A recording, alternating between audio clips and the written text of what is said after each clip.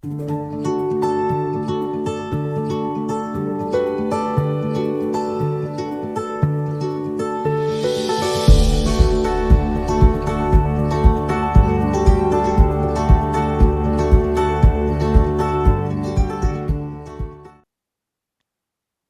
palabra Beshalach está hablando de enviar lejos. Los temas de esta parasha. El primer tema es la partida de Egipto hacia la tierra prometida. Pero en esta parasha ya nos toca hablar directamente de la salida del pueblo de Israel. ¿Hacia dónde? Hacia la tierra prometida. Canaán, que posteriormente sería la tierra de Israel. ¿Eso fue en qué año? El 15 de Nisan del año 2448. Moshe lleva a los restos de Yosef. Acuérdense que Yosef les había hecho prometer que a sus hermanos y que le hicieran prometer a sus hijos y así sucesivamente hasta el momento de la salida, que por favor le llevaran sus restos hacia la tierra de Israel para ser sepultado con sus ancestros. Muy seguramente los restos de Yosef han sido ocultos por parte de los dirigentes de Egipto con el fin de retener al pueblo de Israel en el pasado. Yosef, en la mañana que es después de Pesaj, busca los restos y los recoge. Parece que estaban, según el Midrash, estaban en un sitio bajo el agua y de ahí los puede extraer y llevarlos en procesión a la salida, que eso fue después del mediodía, hacia pues la salida definitiva del pueblo. La columna de nube, que en el día era una columna de nube, pero en la noche era una columna de fuego que servía para guiar al pueblo por la travesía que iban a llevar. Faraón sigue a los israelitas, se arrepiente, se pone terco y sus asesores le dicen, pero ¿cómo fuimos capaces de dejarlo salir si esta gente nos estaban aquí moviendo también la economía? Esta gente estaba tributando, esta gente estaba trabajando gratis, entonces no debimos haberlos dejado salir y entonces ahí es cuando él organiza nuevamente a su gente. Acuérdense que la mayoría de los animales mueren en la plaga de granizo. Los animales que no estaban bajo techo murieron, pero los que estuvieron bajo techo se salvaron. Algunos de los egipcios que habían tomado la previsión de creer y decir, vamos a guardar nuestros animalitos por si acaso, prestaron sus animales para que Faraón fuera con su ejército a ir a matar y a traer nuevamente a los hebreos. El quinto tema es que el ángel de Elohim protege a los israelitas. Y el sexto tema, la partición del mar Suf, el mar Rojo o el mar Mediterráneo. Ahorita miraremos en los mapas que hice las dos probabilidades, o que si fue el mar Mediterráneo o si es el mar Rojo actual, ¿no? Los egipcios se ahogan en el mar, ese es el séptimo punto, y el cántico de alabanza de Moshe y de Miriam, después de cruzar al otro lado y ver cómo muere todo el ejército de Faraón. Las aguas amargas de Mara es el acontecimiento en el que ellos van viajando después de cruzar el mar de las Cañas y no encuentran agua. Llegan al lugar llamado Mará. Mará quiere decir amargo, y en ese lugar protestan contra Moshe. El problema de ellos es que la protesta fue una protesta no en los mejores términos, y ahí es cuando el Eterno le dice a Moshe la solución para limpiar esas aguas de todo veneno o lo que hace que no se pueda tomar, está ahí mismo, y era una rama de un árbol que había que echar sobre esas aguas y ya eso iba a curar esas aguas. Lo que nos enseña es que la mayoría de las veces, junto con el problema, viene la solución, está cerca, está a la mano. Entramos al tema del maná, que comienza a caer en el 16 de Iyar, el segundo mes de la salida de Egipto. Sí, eso fue el año 2448. Y luego, nuevamente, falta agua ahora en Refidim, y también vuelven y se le alborotan a Moshe, ¿sí? Y Hashem le dice a Moshe, golpea la roca. Al golpearla delante de todo el pueblo y de los ancianos, la roca produce agua y esa fuente de agua los alimenta y les da provisión para que tengan como hidratarse. Amalek enfrenta a Israel antes de recibir la Torá. Israel vence entonces a Amalek en guerra y podríamos hacernos muchas preguntas, como muchas nos las podemos hacer siempre en todas las parashot, con cualquier estudio de Torah. Una clásica, ¿cómo se atrevieron los egipcios a perseguir al pueblo de Israel entrando al mar tras ellos? ¿Acaso no es suficiente el ver las aguas partirse frente al pueblo como para temer siquiera acercarse al mar?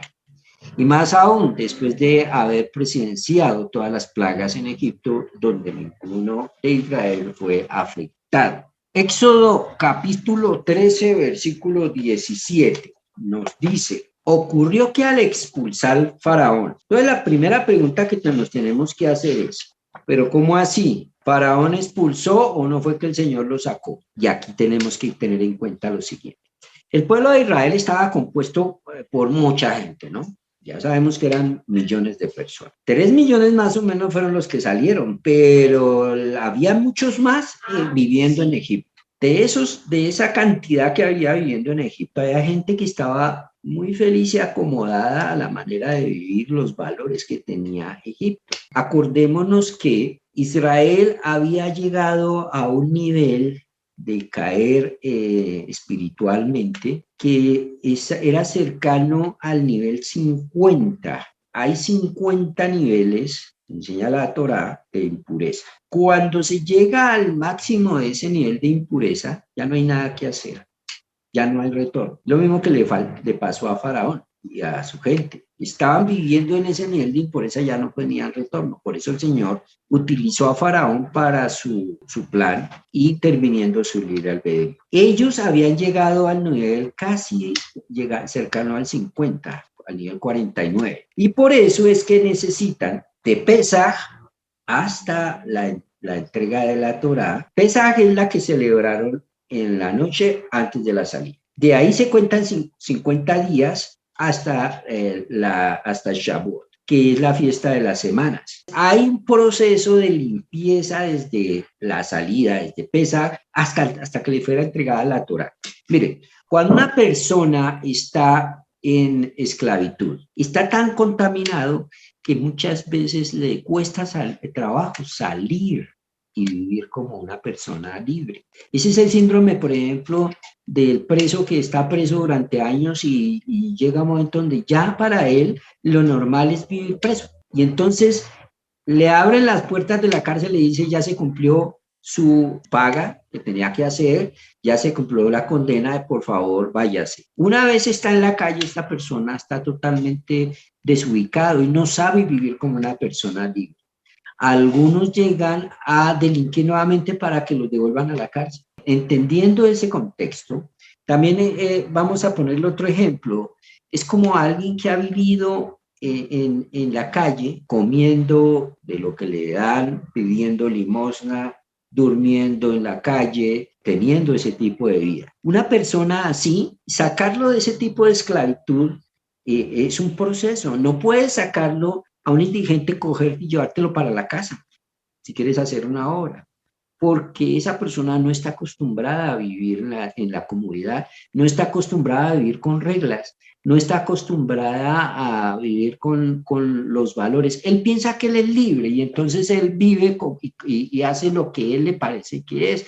Si se aburre en una esquina, se va para otro semáforo, y si en ese lugar se aburre, pues después se va a otro lugar. Vive como un nómada.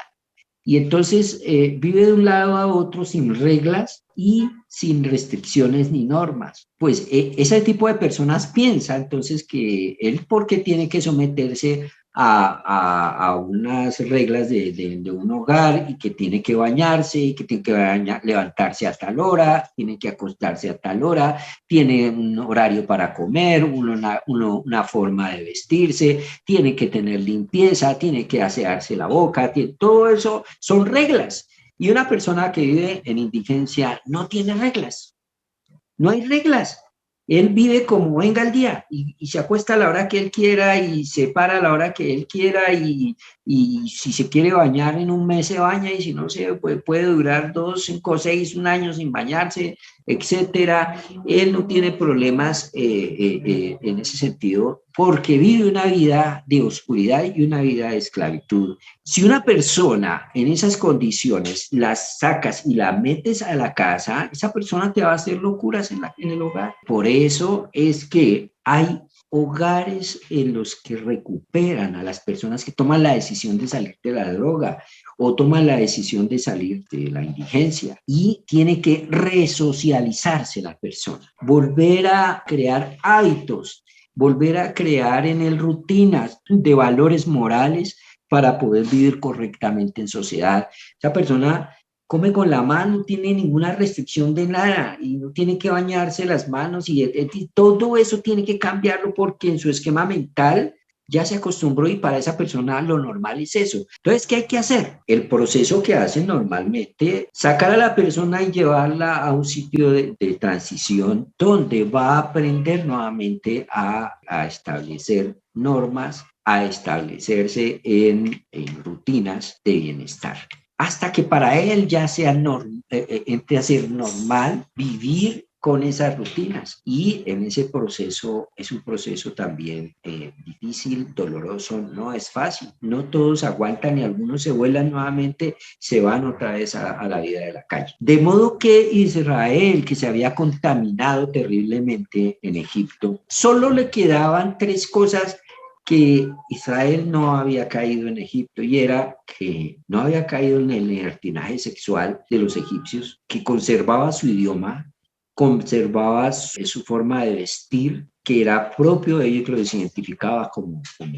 hebreos, perdón. Dentro de esa masa del pueblo de Israel, habían algunos que ya habían cruzado esa barrera del nivel de 50 en cuanto a contaminación espiritual. Ya estaban totalmente asimilados a Egipto. Ya entonces también practicaban las cosas de Egipto y les parecía guau y lo normal eso de Egipto. Entonces, esa idea de salirse y de irse de ahí para algunos de ellos tenían, por ejemplo, un estatus que habían logrado a nivel social y eso, el nivel de asimilación para ellos era altísimo. No iban a renunciar a eso. Había otros que tenían miedo irse a una vida nueva y en esta por lo menos ya se ha acostumbrado a ser esclavo. Cambiarle el esquema mental a las personas y llevarla para otro lado le genera miedo a las personas. El cambio y lo desconocido siempre nos van a generar miedo. Eso es como aquel que ya está acostumbrado que en una iglesia entonces es danzas, alabanza, dan los anuncios, piden la ofrenda, viene la predicación del pastor, luego más danzas, liberación, todo eso ya están acostumbrados a ese esquema. Sacar a una persona de ese esquema, decirle no es que tú tienes que estudiar Torah. Es más, ni siquiera lo importante es danzar si tú realmente no conoces Torah. Tienes que entrar en este mundo de desprenderte, de solo depender lo que diga un líder, etcétera. Para las personas eso es traumático y les puede generar miedo. Entonces, para la mayoría podrán decir, no, yo, déjeme quietico, yo estoy bien así. ¿Por qué no? Dar el paso de salir a servir al Eterno es un paso de cambio de vida.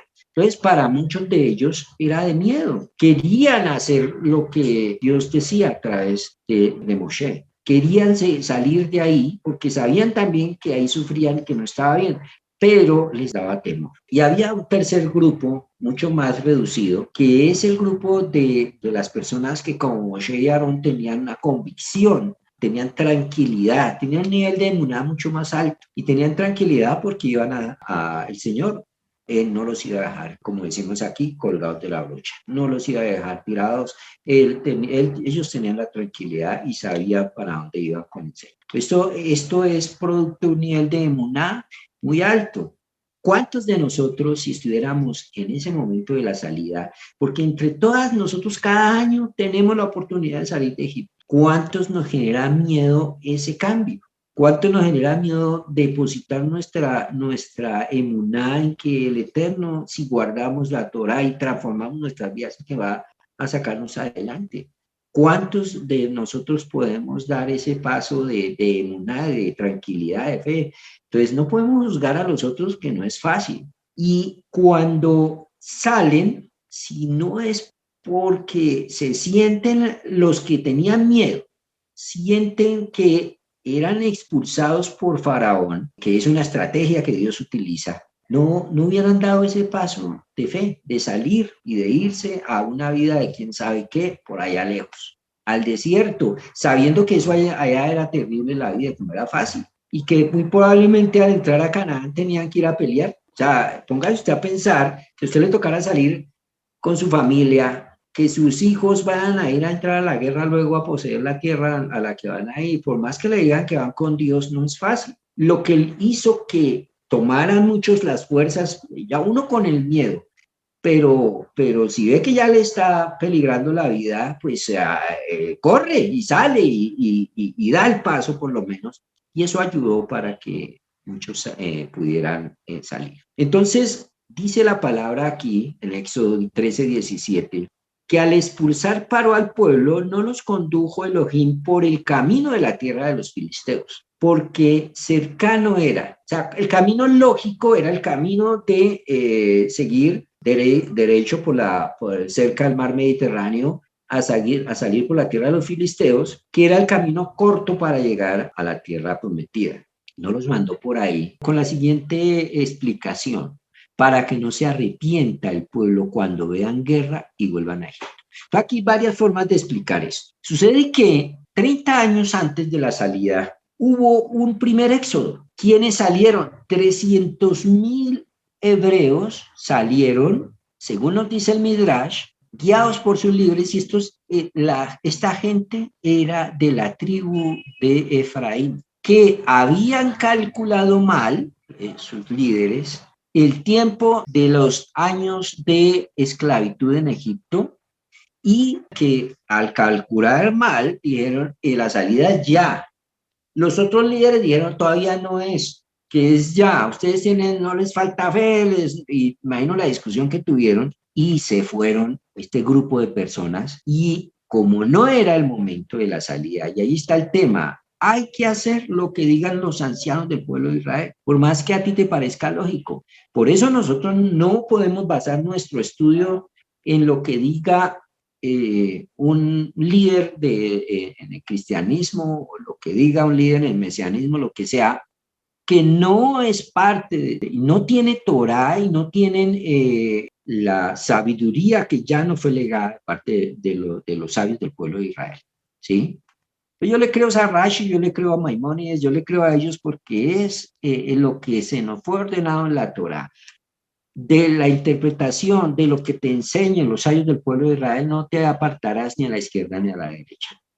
Y estos líderes llevaron a su gente a una muerte segura. En ese camino se encuentran con los filisteos, y los filisteos los masacran. A ese grupo que salió 30 años antes, los masacraron los filisteos en el camino hacia Tierra Prometida.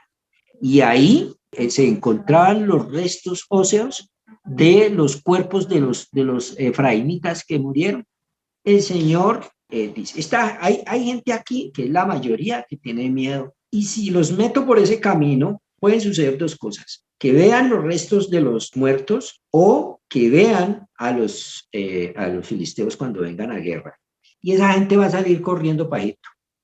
Los filisteos, el rey de los filisteos era amiguis de Faraón. Seguramente cuando empezó todo el problema de que se iban a salir, que déjanos salir, todas las plagas, y eso fueron meses en los que los filisteos estaban dateados de lo que estaba pasando y estaban listos, porque los filisteos decían, de pronto vienen aquí y nos van a invadir a nosotros, entonces nosotros les vamos a caer primero y los vamos a matar. Y ya tenían la experiencia previa de hace 30 años, cuando hubo una migración de 300 efraínitas, 300,000 pasaron por ahí. No murieron todos los 300,000, hubo un grupo que se salvó, según los enseña el Midrash, y ese grupo quedó, digamos que siendo nómada en la zona del Sinai. Ese grupo se adhirió posteriormente a este grupo que es el pueblo de Israel que sale. Aquí tengo el mapa, la fuente está en la Torá de Met. Las ciudades importantes aquí, Ramsés, Zoán, esta zona que está aquí es la zona de Goshen. En Goshen podían estar dentro de esta zona o cerca a esta zona el pueblo viviendo, pastando con los animales. Cuando ellos salen de Ramsés y pasan a Sucot.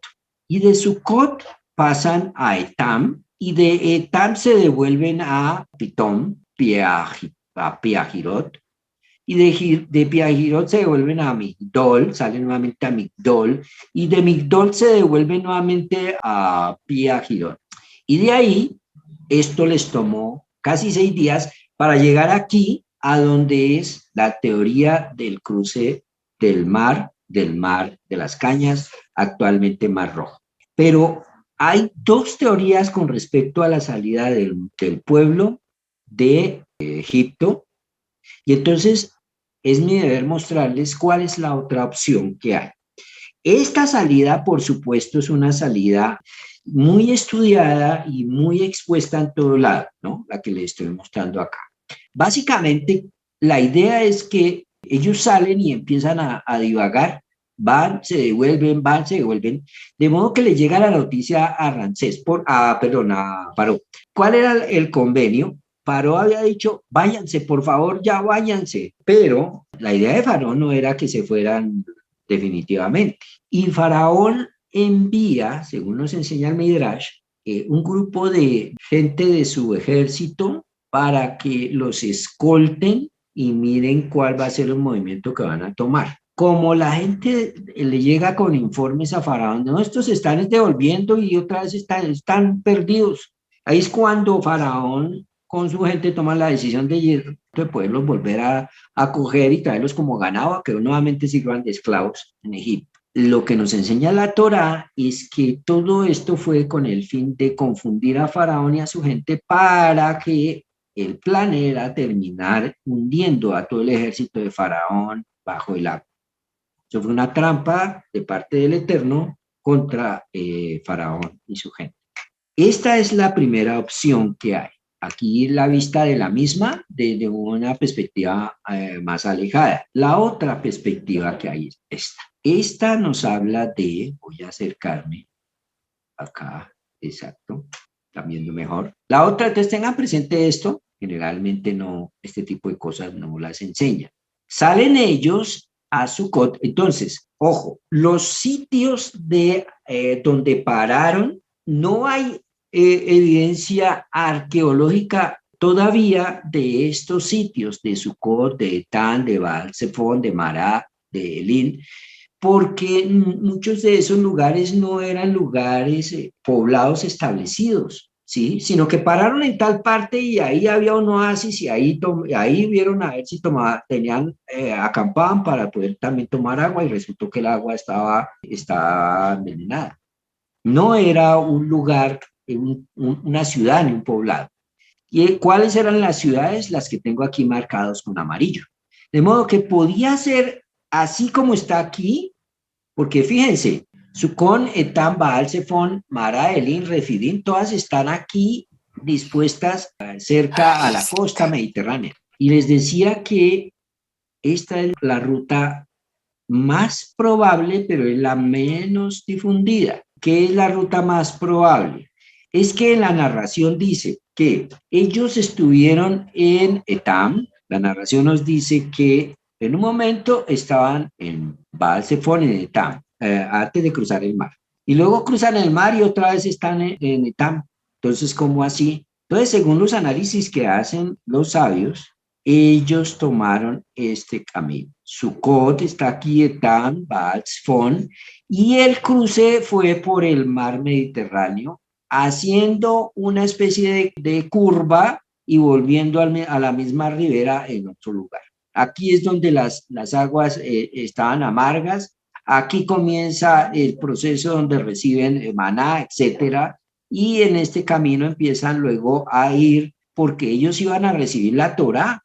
¿Quiénes los atacaron? Los atacó Amalek. Ahora, Amalek, ¿quiénes eran? Un pueblo que no tenía una residencia permanente, es decir, ellos eran, Amalek era nómada. ¿Y dónde vivía Amalek? En toda esta zona, incluso en la zona del Sinaí. Es más probable que Amalek los hubiera enfrentado en esta zona porque Amalek sabía lo que estaba pasando en Egipto junto con los filisteos. ¿Cuál es la mala leche con Amalek? Que Amalek lo que sucede es que se les enfrenta cuando ellos van al monte Sinaí a recibir la Torah. Ahora, el monte Sinaí, si a ustedes van a Israel y salen caravanas que los llevan a mostrarles, no vayan a creer que el monte Sinaí que les muestran, eso es el monte Sinaí de verdad. Son conjeturas y muchas de ellas son más por cuestión comercial. Por ejemplo, cuando llega paseantes a Israel, los guías los llevan miren, este es el camino del Calvario. Y entonces los cristianos eso lloran y se arrodillan. Aquí fue donde el Señor dijo tal cosa y aquí nació Jesús en la iglesia que tienen los cristianos allá y la gente va y, ay, aquí nació, sí, mire, y aquí iba al colegio, y aquí iba al jardín, y aquí también iba a no sé qué, y de una vez le venden a usted el souvenir, le venden todo eso porque todo eso es comercio. Es que los árabes también le pueden vender a usted una kippah, le pueden vender un talit. Eso no quiere decir que eso sea realmente kosher. La ciudad histórica de donde habitó Yeshua, Jerusalén, es muchos metros abajo de lo que pisa la gente actualmente. Muchos metros hacia abajo. En realidad, si usted quiere ir a pisar la ciudad antigua de la época de Yeshua, tiene que meterse por los túneles que hay por el lado del cótel. Y hay muchos que les dicen, vayan aquí el Calvario, donde fue crucificado Jesús, y todos van y allá lloran y se toman fotos y todo, y realmente no coincide con los cristianos en general. Enseñan que los evangélicos, que dónde es el monte de los olivos y dónde fue muerto Jesús. Resulta que eso no coincide con lo que dice la Torá. Ojo, todo esto son probabilidades. ¿Que fue en el desierto del Sinaí? Claro que sí, ahí estaba el monte Sinaí. No sabemos si estaba en este punto o estaba en cualquiera de estos puntos. El hecho es que por días es más cercano que estuvieran en este sector del desierto del Sinaí. Ellos entonces salen, cruzan el mar y siguen en su recorrido, luego aquí tienen guerra y van al monte Sinaí, luego siguen y siguen dando vueltas por acá en los 40 años que estuvieron en el desierto.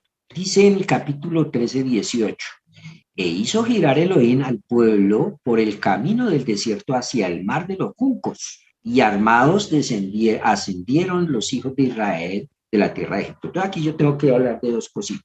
La palabra armados, usted póngase a pensar, si eran esclavos, ¿armados de qué? Ellos no eran guerreros, ellos no tenían armas. De hecho, no les iban a dejar tener armas siendo esclavos. Entonces, ¿de qué estaban armados? La palabra armados tenemos que estudiarla en el hebreo. En hebreo, Bahamushim, Hamushim también se puede traducir como un quinto. Entonces, lo que nos enseñan los sabios es que hacia el mar de los juncos iban y un quinto ascendieron los hijos de Israel de la tierra de Egipto. Es decir, que de cada 5 israelíes que había, uno solo salió a la libertad. Los otros murieron. ¿Dónde murieron? Murieron en Egipto. ¿Por qué murieron? Porque estaban asimilados. ¿Y cuándo murieron? En la plaga de la oscuridad. Ahí el Señor los eliminó. O sea que hubo como un coladero en el que murieron los que no, y los que quedaron, esos sí eran los que iban a salir. De esos 600,000 varones en edad de ir a la guerra, mayores de 21 años. Entonces, estas personas, junto con sus esposas, hijos, hermanas, niños, etcétera, ancianos, cuentan ya lo que podemos decir 3 millones más o menos de personas. Esto también es uno de los ejemplos o arquetipos para la historia del pueblo judío. Normalmente la asimilación se lleva a la mayoría del pueblo, Son más los que se han asimilado que los que han seguido firmes. Y los que han seguido firmes con miedo, con lo que sea, han seguido acogidos a la Torá y con sus valores, etcétera, como judíos. El resto se han asimilado. Número de matrimonios judíos con gente del mundo en la actualidad es altísimo, ¿no? Entonces, y esos hijos de ellos, ya que judíos, hasta ahí fueron. Este punto primero tendríamos que ver. Segundo, el mar de los juncos. El nombre hebreo del mar rojo es Yansuf, mar de las cañas. Es probable que la razón por la que es llamado mar rojo sea por un error de traducción. El Yansuf podía ser o el mar rojo actual o el Mediterráneo, como ya lo vimos. Realmente, en las primeras traducciones al inglés se tradujo como mar de cañas, pero todo indica que los que luego tradujeron la Biblia usaron el inglés como base, se confundieron y entendieron la palabra reed, caña, como red, rojo. El mar de las cañas no es rojo. Cuando uno allí lo ve bien azul, como todos los mares. El mar de las cañas es el nombre de todo el mar, incluyendo los golfos, Suez y Aqaba. Tenemos el Golfo del Suez y el Golfo de Elia. Todo esto se le llamaba el mar de las cañas. El paso o fue por acá, como lo vimos, o fue por el Mediterráneo. Y eso es lo que la Torá llama Yansuf. No sabemos si ese Yansuf es por acá o el Yansuf es por acá. Sigamos. Éxodo 13 y 18. Y partieron de Sucot y acamparon en Etam, al borde del desierto. El Midrash tiene un comentario fascinante sobre el primer encuentro entre Dios y Moshe. A Moshe se le ordenó sacar a los judíos de la esclavitud de Egipto en el arbusto ardiente, en la zarza ardiente. En hebreo el arbusto es llamado Sne. Dicen los comentaristas que esto fue porque ese mismo lugar eventualmente sería llamado Sinaí. El lugar donde comenzó la misión definió su propósito. El objetivo no era simplemente sacar a los judíos de Egipto, sino traerlos a la montaña donde recibirían la Torá. La libertad sin ley es inconcebible. Entonces, aquí vamos a lo mismo. El Eterno saca a su pueblo que estaba contaminado. Estaba contaminado casi llegando al punto 50 de contaminación. Por eso es necesario 50 días de descontaminación. ¿Para qué? Para recibir reglas. Ahora no los puedo llevar directo a la casa, los voy a llevar a un lugar donde van a aprender reglas, van a aprender cuál es mi voluntad, cómo me gusta a mí que vivan, cómo deben vivir, cómo deben hacer negocios, cómo deben socializar entre ustedes, cómo deben hacer las cosas. No como a ustedes les parezca, porque ellos no tenían el criterio para hacer las cosas, tenían que recibir la instrucción de cómo vivir. Esa instrucción es la Torá. La Torá es la instrucción para que usted pueda vivir en la tierra prometida, para lo cual hay que estudiarla, recibirla y estudiarla para poder vivir en la tierra prometida. Uno no puede vivir según lo que a uno le parece. Y si queremos entrar en la tierra prometida, tenemos que vivir de acuerdo a lo establecido en la Torá. Por eso, el plan era llevarlos a recibir la Torá primero. Y el proceso de estudio de Torá descontamina también más a las personas. Y lo que era obvio en el pasado ya no lo es. Y entonces reciben una nueva cultura que celebrar. ¿Por qué? Porque ellos en Egipto celebraban las festividades paganas, porque ellos en Egipto vivían porque era lo que les parecía normal para ellos. Incluso hemos tenido que descontaminarnos de conceptos que no son conceptos de la Torá.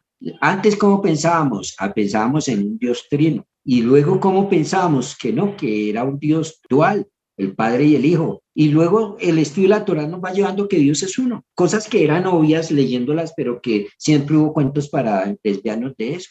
¿Cómo debemos celebrar las festividades? Pasamos de que no había que celebrar nada de lo de la Torá y después en el mesianismo que sí hay que celebrar lo de la Torá, pero de acuerdo a lo que todavía contaminaciones cristianas.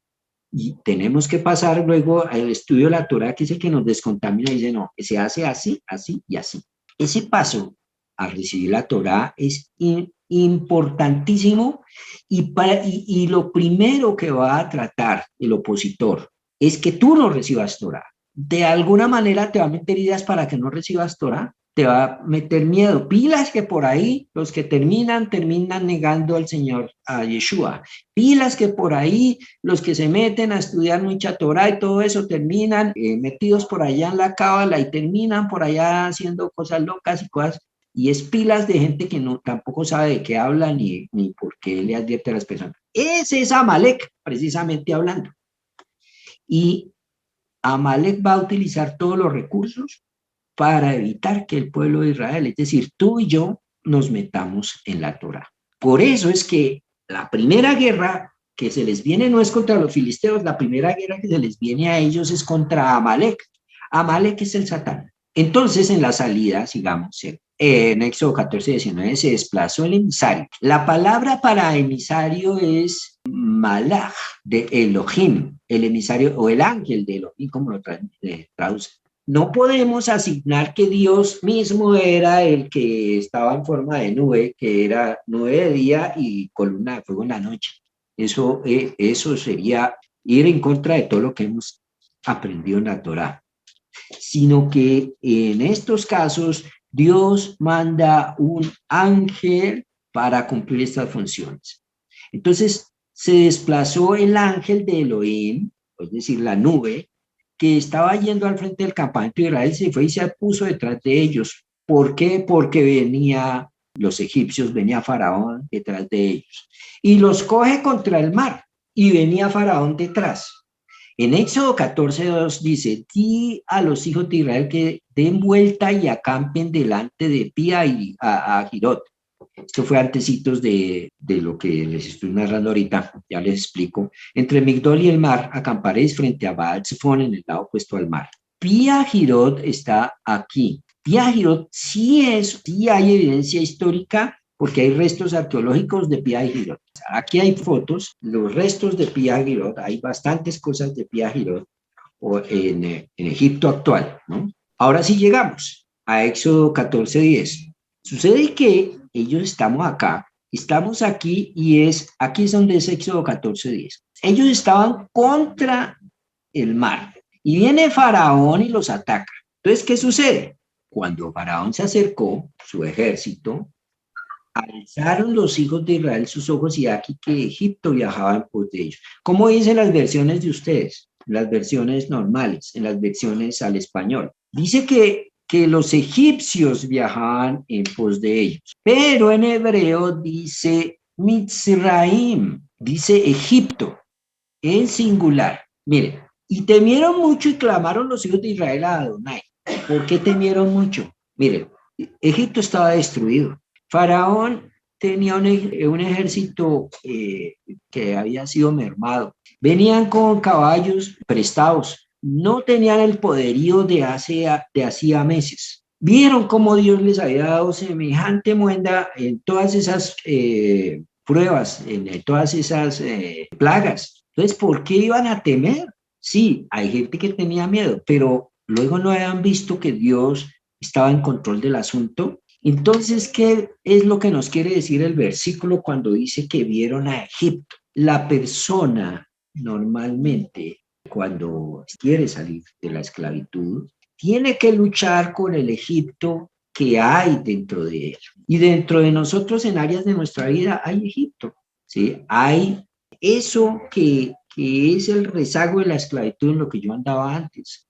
El trago, las mujeres, el mal hablar, la mala actitud, la envidia, todo esto es parte de Egipto que hay en nosotros, que tenemos que sacar de nosotros.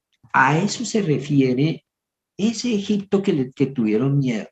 Es el espíritu de Egipto, en realidad, el que genera eso en ellos, ya que el Egipto físico estaba destruido. Ahora, sigamos. En Éxodo 7:16, hablando del Egipto, dice, y dile, el Señor, el Dios de los hebreos, me ha enviado a ti. ¿Quién le dice? Dios, ¿a quién? A Moshe, para que le diga a Faraón. Me ha enviado a ti diciendo, deja ir a mi pueblo para que me sirvan en el desierto. Mas he aquí, hasta ahora no has escuchado. Para que me sirvan, ¿a qué? Que salgan de la esclavitud de Egipto, la esclavitud de Faraón, para que hagan lo que les parezca en la tierra prometida, para que se vayan al desierto a hacer a vivir como hippies, es decir, a vivir como les parezca, como ellos quieren. Es que ese es el problema de la mayoría de las personas que piensan comúnmente que ellos salieron para ser libres. Ellos no salieron para ser libres. ¿Cuál es el concepto de libertad que tenemos nosotros en el mundo? En el mundo la gente es libre porque piensa que la libertad es hacer lo que les parezca. Resulta que personas sin Torah van a hacer los que les parezca y terminan siendo esclavos de otras cosas. Pensando que es libre, termina siendo esclavo. Yo me he visto como yo quiero, yo soy libre, pero termina vistiéndose como millones se visten también. Yo como lo que yo quiero porque yo soy libre, pero termina comiendo y siendo esclavo de lo que en la cultura le han impuesto otro. Generalmente la gente no sabe vivir en libertad. Para poder vivir realmente en libertad debemos vivir con los valores morales que nos da el Señor. Y entonces mi libertad es hacer lo que Dios dispone que yo haga. Es decir, yo ya no voy a vivir como, vuelvo y les digo, esos no iban para un campamento de hippies en el Sinaí, a hacer cada uno lo que quisiera y a fumarse las plantas que hayan en el desierto.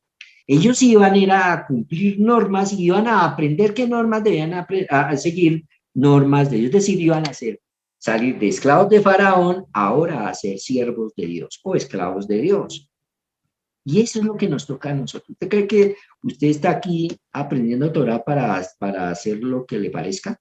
Usted está aprendiendo Torah para ser libre de la esclavitud que tenía Egipto, porque esa esclavitud no le traía a vida a ninguno de nosotros, sino para ser siervo de Dios o esclavo de Dios que nos trae vida. En Éxodo 21:2 hay una cosa curiosa, y es que es el lugar donde se nos dice, donde se nos hace realmente una comparación entre esclavo y libre. Si compras un esclavo, sí, Evet en hebreo, te servirá 6 años, pero al séptimo día saldrá libre. La palabra libre es la Hafshim. La Hafshim está hablándome de libre. Pero si se ve que esa palabra no figura en ninguna ocasión en el relato de la salida de Egipto. Tampoco el vocablo Heirut, libertad, se encuentra en los relatos, ni siquiera se encuentra en todo el relato bíblico. La Torá no hace referencia a la salida de la esclavitud a la libertad, sino la salida de Egipto. Se nos dice que según el texto bíblico literal, los hijos de Israel no salieron de la esclavitud a la libertad. Ellos salieron de la casa de esclavos de Egipto para servir a Dios y pasaron de un servicio a otro, de servir como esclavos en Egipto a servir a Dios de Israel. Noten la diferencia. El hecho de que la Torá no haya utilizado el vocablo Hofesh, libertad, para describir la salida de la esclavitud egipcia, deja claro que el objetivo de la salida no consistía en liberarse de una institución y de una libertad personal para hacer lo que deseen, sino el acceso al yugo del reino celestial. La salida de la esclavitud bajo la opresión de Paró le permitió a Israel ser siervos de Dios. Ahora queda clara la señal de que le dio Dios a Moshe en momentos de que lo enviará para redimir al pueblo. Esto es un comentario de Stefan Blatt. Y esto habrá de ser para ti el signo, ya que yo te he enviado. En cuanto saques al pueblo de Egipto, le dice el Señor a Moshe en la salsa ardiente, habrán de servir a Elohim sobre esta montaña. Pilas, porque esta es la base con la que el Señor los saca de la esclavitud. Ellos estaban ya al punto de perderse en Egipto. El punto 49 de contaminación habían llegado algunos de ellos. Y entonces, ¿con qué mérito los iban a sacar de Egipto? El mérito no fue por las cosas que hicieron ellos, porque estaban viviendo como esclavos y estaban pensando como esclavos. Fue por el potencial que ellos tenían y por lo que iban a hacer en el futuro. Esa es la base con la que el Señor los rescata de la esclavitud. Porque dice Él, y ellos me servirán en esa montaña. Ellos van a ser el pueblo que va a guardar la Torá. No va a haber otro pueblo que lo haga porque los otros no me van a servir. El reconocimiento de que la salida de Egipto conduce a la aceptación del yugo del reino celestial en el monte Sinaí es la comprensión correcta del valor y sentido de esta salida. Solo aquel que comprende que la salida de la esclavitud no es más que la apertura a la posibilidad de servir a Dios, comprende el verdadero sentido de la salida de Egipto, como ratificando lo que estamos hablando. Y por eso podemos entender ahora las palabras en Juan 21:18. En verdad te digo, cuando eras más joven te vestías y andabas por donde querías, pero cuando seas viejo, extenderás las manos y otro te vestirá y te llevará de donde no quieras. Tú no saliste del mundo y aceptaste a Yeshua en tu vida para vivir ahora haciendo lo que te venga en gana, con el cuento de que ahora eres libre en el Señor. Ese es una farsa, es una mentira que nos vendieron. Con ese cuento que yo soy libre y el Señor me trajo a libertad, eso es una frase que se acuñó y que todos la dan por cierta, pero no es así. El Señor no me sacó de la esclavitud de Egipto. ¿Para qué? Para que sea su esclavo. ¿Qué le vamos a hacer? Ya no eres tú el que va a decir para dónde coges y qué es lo que vas a hacer, sino que otro es el que te va a decir qué es lo que debes hacer y hacer con tu vida. En Efesios 2:11 se nos dice, recordad pues que en otro tiempo vosotros los gentiles en la carne, que éramos nosotros, llamados incircuncisos por la tal llamada circuncisión hecha por las manos en la carne, recordad que en ese tiempo estabais separados del Mashiach, excluidos de la ciudadanía de Israel, extraños a los pactos de la promesa, sin tener esperanza y sin Dios en este mundo. Entonces, ojo con esa teoría, porque muchos en el cristianismo, y en el cristianismo estamos hablando del catolicismo, en el cristianismo evangélico dicen, no, es que yo ahora soy libre en el Señor, porque yo tengo que seguir todas las normas de la ley. Eso no es para nosotros. Eso es una gran mentira. Si usted realmente va a seguir al Señor, usted no va a ser libre. Usted lo que ahora es un siervo del Eterno. Creo que es suficiente por este tiempo. Preguntas.